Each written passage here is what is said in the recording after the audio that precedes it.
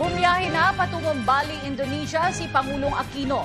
Ito ay para dumalo sa ika-7 Bali Democracy Forum na pangungunahan ni Indonesian President Susilo Bambang Yudhoyono. Sa kanyang departure speech, inatasan ng Pangulo ang kanyang gabinete na gawing prioridad ang kapakanan ng mga residenteng apektado ng pag-alboroto ng Bulkang Mayon. Pinatitiyak din ng Pangulo ang pagbibigay ng ayuda sa mga inilikas na residente. Nag-uulat si Rocky Ignacio via phone patch. Rocky.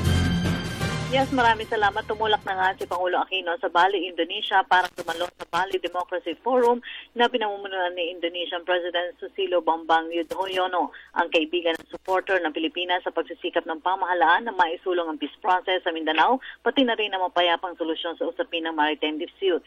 Sakay ng PR001 sa NAIA Terminal 2 ang pagdalo ng Pangulo ay bilang pagtayo na rin ito bilang co-chair ng BDF na dadaluhan rin ni Timor-Leste Prime Minister Susana Guzmao at Brunei Sultan Hassan al-Bolkiah.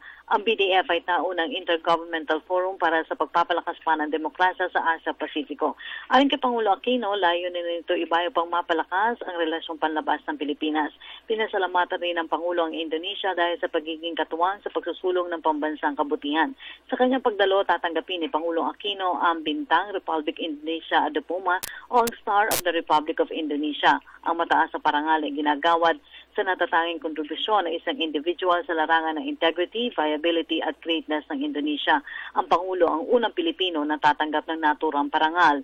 May tema sa taong ito na Evolving Regional Democratic Architecture, the Challenges of Political Development, Public Participation and Socio-Economic Progress in the 21st Century. Kasama ng Pangulo sa biyahe sina Foreign Affairs Secretary Albert de Rosario, Cabinet Secretary Rene Almendras, PMS Chief Julia Abad at Presidential Spokesperson Edwin Lacierda. Samantala, umabot sa 7.1 million pesos ang magiging gastos ng Pangulo at delegasyon sa kanyang biyahe sa Indonesia.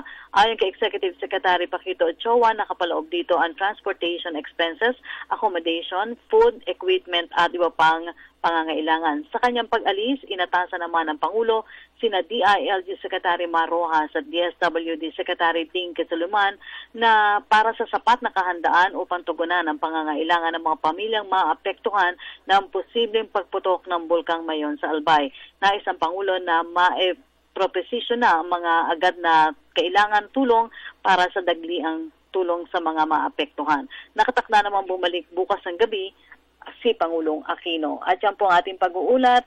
Ako si Rocky Ignacio para sa Telebisyon ng Bayan.